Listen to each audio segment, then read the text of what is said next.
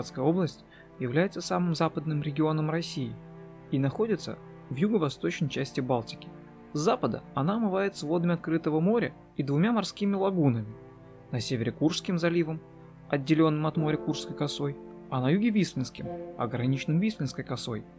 Общая протяженность морского берега области составляет 145 километров. Калининградское побережье страдает от абразии в результате штормового воздействия. Разрушение берегов и интенсивная динамика наносов максимальны в осенне-зимний период. Летом же штормовая активность стихает, а смытый материал снова подтягивается к урезу, где возникают широкие пляжи. В прибрежной зоне моря произрастают макроводоросли. При отрыве от субстрата они образуют скопления, дрейфуют под действием течений и выбрасываются на берег ветром и волнами. С одной стороны, эти растительные остатки негативно влияют на туристическую привлекательность пляжа, но с другой, они могут быть источником биологического материала для природного и искусственного озеленения и укрепления дюн. Изучение процесса выброса водорослей на побережье и возможности их дальнейшего хозяйственного использования стало основной идеей международной кооперации исследователей из Дании, Германии, Польши, России, Швеции и Эстонии, реализующейся в рамках проекта «Контра». Макроводоросли – это первичные продуценты органического вещества. Наряду с фитопланктоном они формируют биологическую продуктивность всей морской экосистемы. Это и беспозвоночная, и рыбопродукция.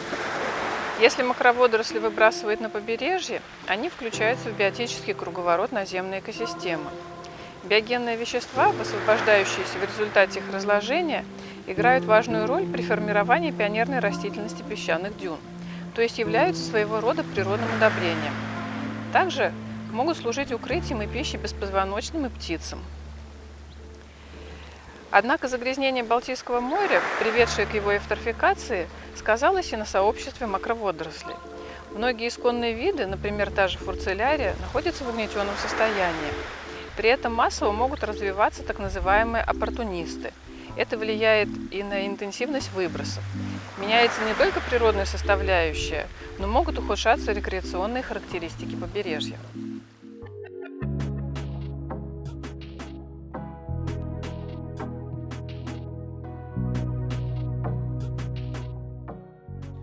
Пляжный отдых – самый популярный вид отдыха во всем мире. Однако его особенность в том, что он носит сезонный характер и в Калининградской области распространен в летний период.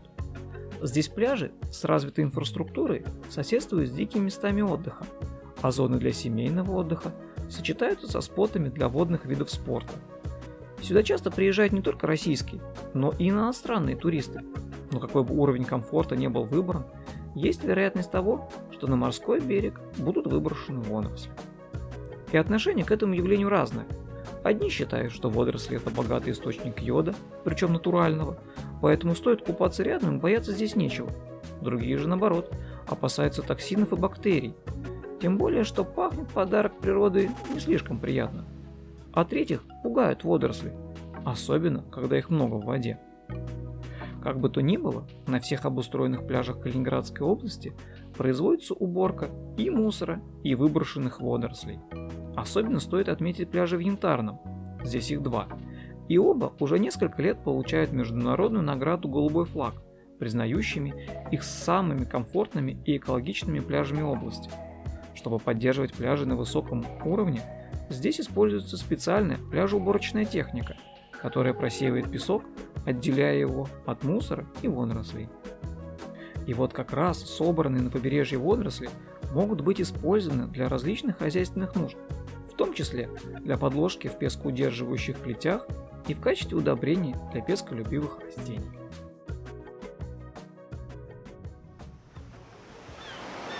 Вы видите водоросли, которые море выбрасывает на пляж.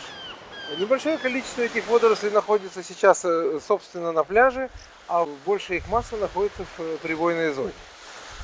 Конечно, когда на пляже появляется такое количество водорослей, это большая радость для птиц. Они ищут насекомых, которые водятся в этих водорослях. Часто эти водоросли приносят янтарь, но если представить, что ковер этих водорослей просто полметра толщиной и несколько метров шириной, он препятствует заходу в море, то тогда, конечно, это явление становится для туристов неудобством. И вот проект как раз и направлен на то, чтобы попытаться найти возможности превратить эти неудобства в какие-то, ну не сказать преимущества, но получить серьезную пользу. Как использовать эти водоросли?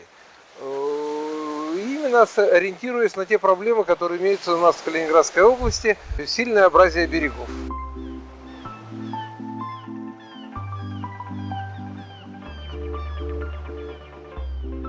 Разрушение берегов связано с дефицитом необходимого количества материала на подводном береговом склоне и в связи со штормовой активностью моря. Чем больше штормов, тем больше разрушений берега. Для сохранения берегов используется целый комплекс методов защиты берегов, но в основном это строительство берегозащитных променадов, подпорных стен, это противоползневые сооружения, если берег имеет характер с оползневыми процессами. Кроме того, самым лучшим берегозащитным сооружением, конечно, являются пляжи.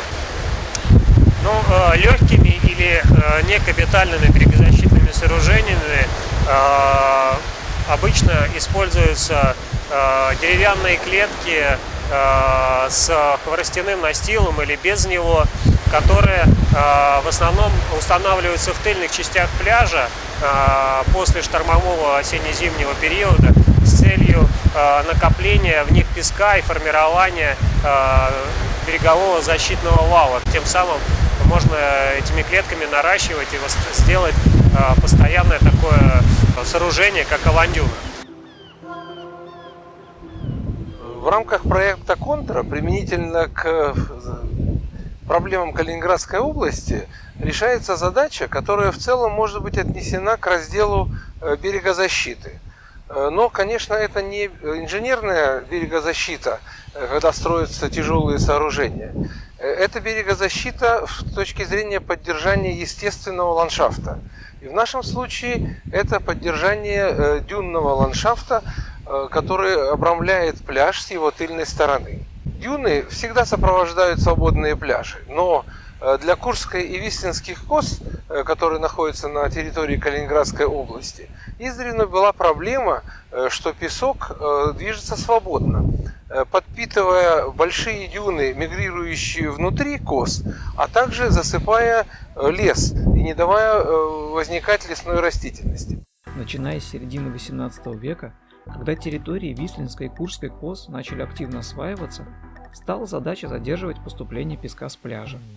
На основе цепочки нерегулярных естественных дюн был искусственно создан сплошной дюнный вал. И этот вал, как любое искусственное сооружение, требует ухода. Туристы, протаптывая тропинки к морю, сами не подозревая этого, стартует необратимый процесс ветровой эрозии, который приводит к образованию котловин выдувания. При отсутствии соответствующего ухода в теле дюнного вала образуются огромные прораны, ширина которых может доходить до сотни метров. Для того, чтобы удерживать этот дюнный вал в нужном состоянии, необходимо, с одной стороны, закреплять его тыльную сторону, чтобы песок не передвигался в сторону леса, а с другой – бороться с неизбежно образующимися котловинами выдувания. В рамках проекта «Контра» и решается эта двуединая задача. С точки зрения стабилизации дюнного вала с тыльной стороны всегда изначально использовались так называемые травы-песколюбы. И вот в проекте «Контра» идет работа по определению как наиболее оптимального использования водорослей, выбрасываемых на пляж морем, именно для того, чтобы эти травы-песколюбы лучше росли. Осенью 2019 года мы собрали водоросли, параллельно собрали семена дюнных кустарников, таких как барбарис и жостер. Ну, жостер мы посадили позднее, а решили экспериментировать с барбарисом. Параллельно заложили собранные водоросли в компостер. И к весне уже 2020 года у нас был готов компост в качестве удобрения. То есть мы из водорослей сделали удобрение и таким образом решили заложить две площадки, посадить на дюнах саженцы барбариса, удобренные компостом из водорослей, и контрольную площадку чистые саженцы без удобрения. Вот. К осени 2020 года у нас уже были саженцы, которые имели прирост 2020 года, уже высаженные на вандюне в естественных условиях, вот, и уже был результат для сравнения. Измерения нам показали то, что эти саженцы имеют большую скорость прироста по сравнению с чистой посадкой, с контрольной посадкой. Но с другой стороны, они больше поражаются вредителями. Ну, как бы это и понятно, потому что более жирные растения более привлекательны для вредителей. В дальнейшем для практического применения можно использовать такие компосты для укрепления кочующих песков, в частности на вандюне, для закрепления котловин. Также, поскольку все-таки трудоемкость большая таких посадок, скорее всего, это будет более перспективно для укрепления экологических маршрутов. Так, чтобы, например, заменить механические заборы и какое-то проволочное ограждение более естественными вот такими вот колючими кустарниками. Жостер, барбарис. Вот. В таком вот аспекте, я думаю, что это наиболее перспективное использование вот этого приема.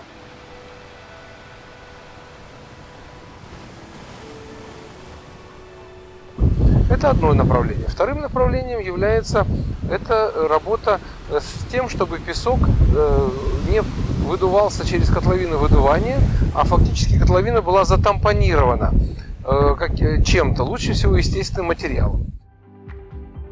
При применении традиционных полупроницаемых жестких конструкций для задержания песка, так называемых клетей, критическим моментом является начало их заполнения.